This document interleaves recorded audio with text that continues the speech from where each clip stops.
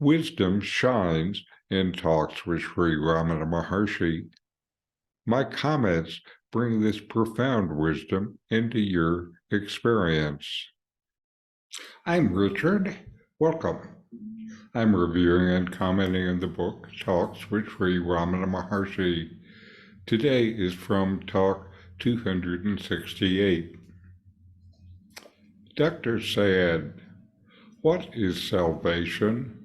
What did Christ mean by it? Maharshi, salvation for whom and from what? Dr. Sayed, salvation for the individual and from the sorrows and sufferings of the world. Maharshi, whose are the sorrows, etc. Sayed, of the mind. Maharshi, are you the mind? Sayed, I shall now explain how this question arose. I was meditating.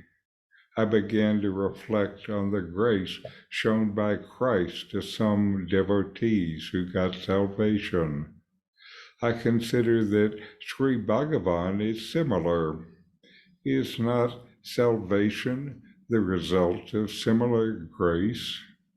That is what I meant by my questions. Maharshi, yes, right. Sayed, the booklet Who Am I speaks of Swarupa Drishti, seeing the essence. Then there must be a seer and the seen. How can this be reconciled with the ultimate unity? Maharshi, why do you ask for salvation, release for sorrow, etc.? He who asks for them sees them also. The fact is this: Drishti, sight, is consciousness. It forms the subject and object. Can there be drishti apart from the self? The self is all drishti, etc. In this dialogue, Dr. Sayed engages in a discussion with Sri Ramana Maharshi about the concept of salvation, drawing parallels between the teachings of Christ and the understanding of grace in the context of Sri Ramana Maharshi. Dr. Sayed begins by asking what salvation is and what Christ meant by it. Ramana responds with a counter question, asking Dr. Sayed to examine his assumptions about just who salvation is for and what is salvation from. Dr. Sayed elaborates, expressing that salvation is for the individual and is sought as a release from the sorrows and sufferings of the world, which he identifies as stemming from the mind.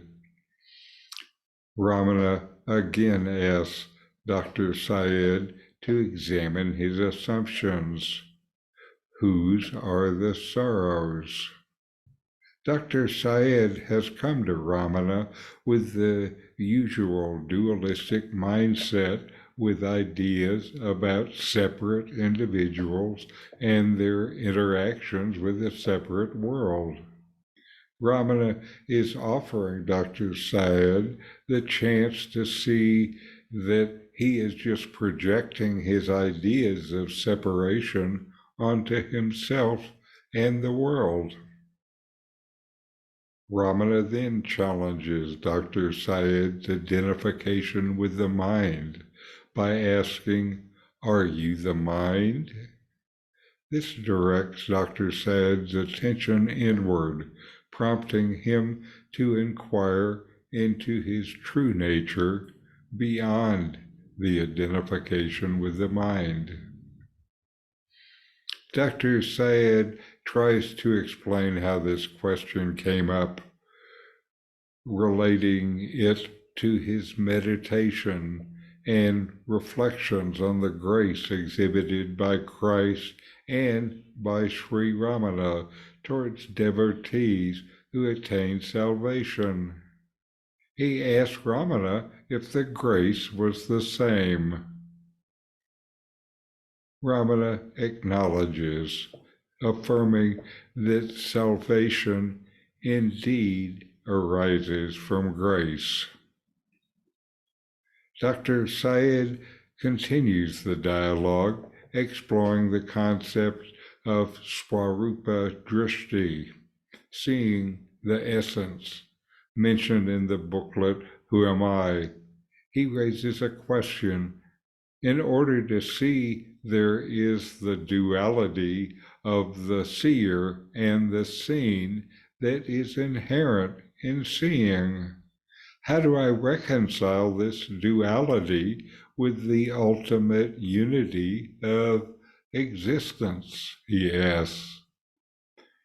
Ramana responds by questioning the very motive behind seeking salvation and release from sorrow, suggesting that the one who seeks such liberation already knows the fulfillment, liberation. In fact, you are the fulfillment. You have never been bound, but confused by illusion in the midst of Maya, you feel as if bound, so you want salvation. Ramana then talks about the nature of sight and how prior to subject-object awareness is consciousness itself, which is fundamentally non-objective. Ramana teaches that the self is both the subject and object of perception. This is what's meant by non-duality. Sri Ramana emphasizes that consciousness, or drishti, knowing attention, cannot exist apart from the self, which is all-encompassing. One name for the self is Sat Chit Ananda, being, consciousness, bliss, not three things, but one self, consciousness inherent in the self as our existence and bliss.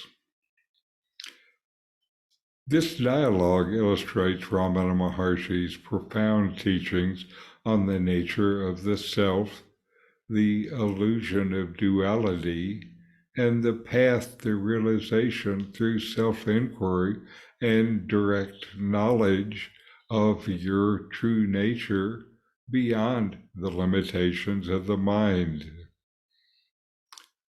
Through questioning the seeker's assumption and guiding them inward, Ramana facilitates a deeper understanding of the ultimate unity underlying all apparent distinctions. He demonstrates what you can find within yourself. So inquire, know yourself, and be always free and at peace. These videos bring Ramana's teachings into your direct experience. Click subscribe to see more. Click thumbs up to like, and send questions and start a dialogue with a comment.